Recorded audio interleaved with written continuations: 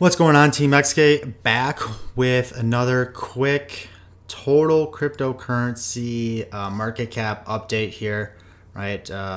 Not too much longer until the end of the week. We have roughly about 22 hours left until the weekend officially comes to a close here.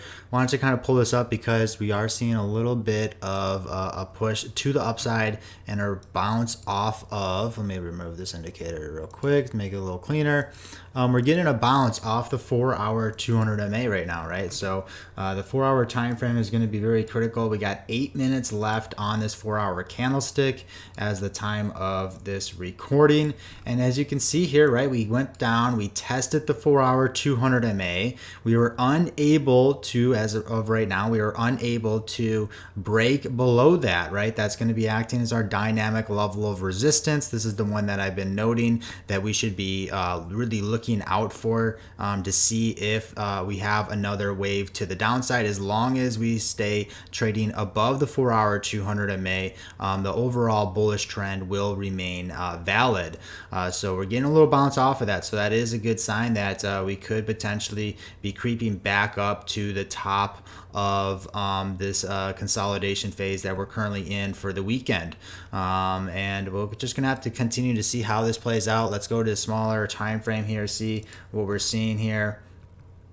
All right, so we had, let's go right, 20-minute 200 MA is going to be acting as our dynamic level of resistance. So really that 4-hour 200 MA is our dynamic level of support that we should be watching. 20-minute 200 MA is really our dynamic level of resistance that we should be watching, right? A break above the 20-minute 200 MA will probably come back into this channel here and start trending to the upside.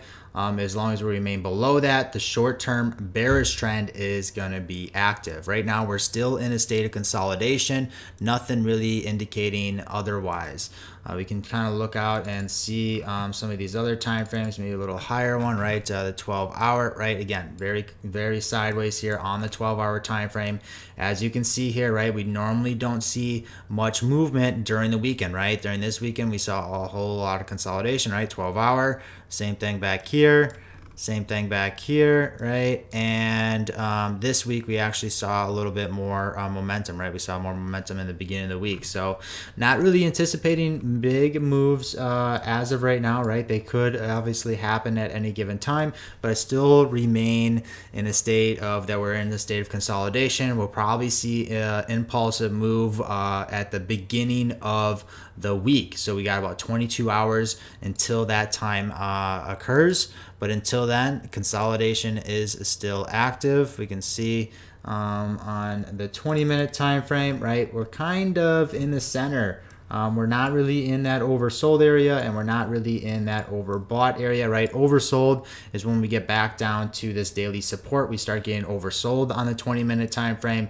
We start getting overbought on the 20-minute time frame when we come up to this 4-hour resistance here. So yeah, not a huge update, but nonetheless a small update to kind of keep you guys posted on what is going on with the markets. State of consolidation. 20-minute 200 MA is acting as our dynamic level of resistance, and then the 4-hour 200 MA is going to be acting as our dynamic level of support here. So hopefully this was insightful. If there's any questions, just go ahead and shoot me a message.